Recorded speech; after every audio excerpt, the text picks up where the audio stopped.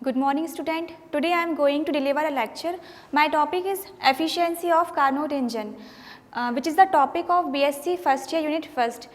Basically जो efficiency होती है वह किसी भी इंस्ट्रूमेंट की कार्य करने की क्षमता होती है।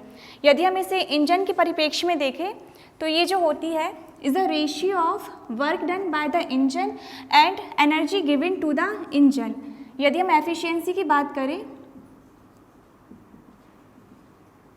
तो ये एक रेशियो है work done by Carnot engine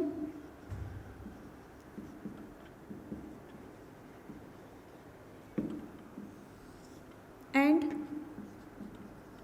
energy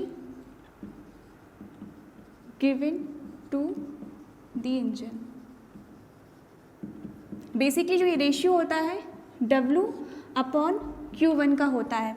जैसा कि हम जानते हैं, इसके पहले हमने लेक्चर में देखा जो कार्नोट साइकिल होती है वह 4 तरीके से पूर्ण होती है। इसमें होता है isothermal expansion, adiabatic expansion, isothermal compression और adiabatic compression.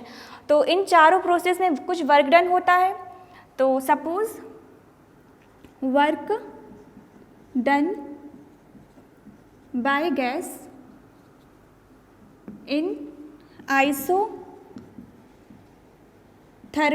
Process is W1।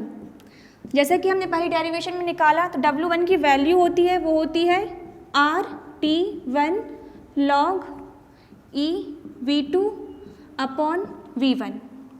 Similarly in adiabatic expansion W2 होता है, उसकी वैल्यू होती है work done by gas in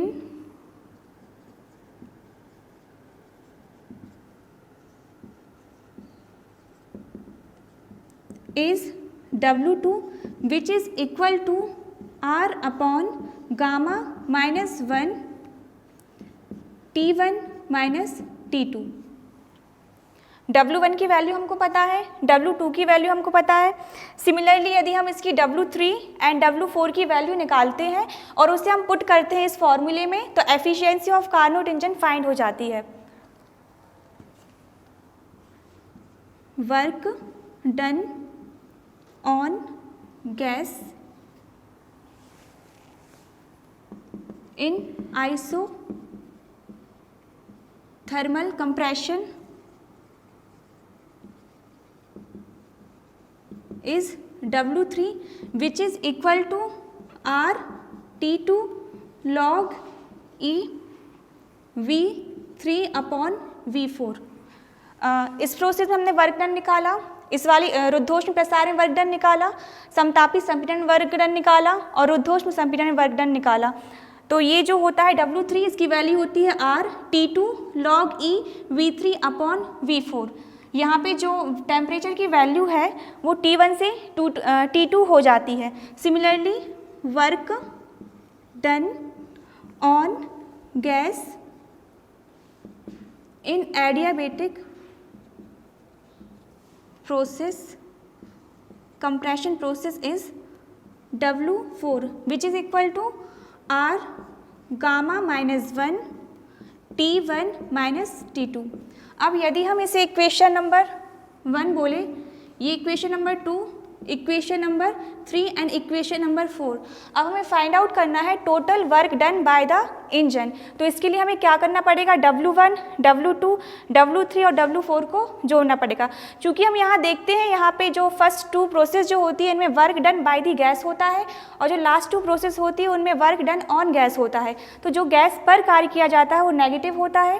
तो इसके लिए हम यदि हम यहाँ से देखते हैं, ऐड करते हैं टोटल वर्क डन निकालने के लिए तो W is equal to W1 minus W2 plus W3 minus W4। तो इससे जो सेकेंड और फोर्थ स्टेप में मीन्स जो रुद्धोष्म संपीड़न और रुद्धोष्म प्रसार है उसके थ्रू जो वर्क डन होता है वो कैंसिल आउट हो जाता है। तो वैल्यू मिलती है हमें इक्वेशन 1, 2, 3 एंड 4 की वैल्यू इक्वेशन नंबर 5 में पुट करने पर ये वैल्यू आती है R T1 log E V2 upon V1 minus R upon gamma minus 1 T1 minus T2 again minus R T2 log E V3 upon V4 plus R upon gamma minus 1 T1 minus T2। यहाँ से ये cancel out हो जाएगा, तो total work done होगा वो हो जाएगा R T1 minus R T1 log E V2 upon V1 minus R T2 log E V3 upon V4। Since ये है work done by Carnot cycle, और जैसा कि हम जानते हैं Q1 की वैल्यू होती है R T1 log E V2 upon V1। Q1 है energy given to the engine. अब यदि हम equation number 5 and equation number 6 इसकी वैल्यू यदि हम यहाँ पुट करते हैं एफिशिएंसी में, तो हमें कार्नोट इंजन की एफिशिएंसी मिल जाती है। ये वैल्यू पुट करने पर इसकी वैल्यू हो जाएगी R T1 log E V2 upon V1 minus R T2 log E V3 upon V4 upon में R T1 log E V2 upon V1। अब यदि हम इसको और सॉल्व करते हैं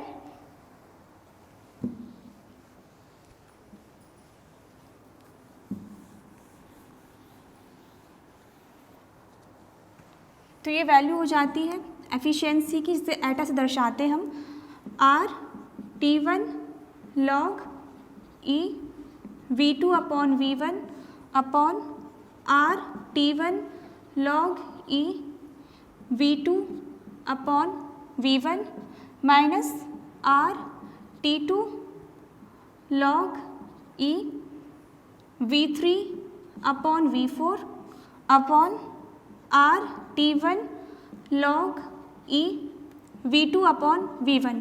यहाँ से ये सेम है तो ये कैंसिल आउट हो जाएगा, यहाँ बचेगा 1 minus R T2 upon R T1, R1 से R1 cancel, log E V3 upon V4 log E V2 upon V1।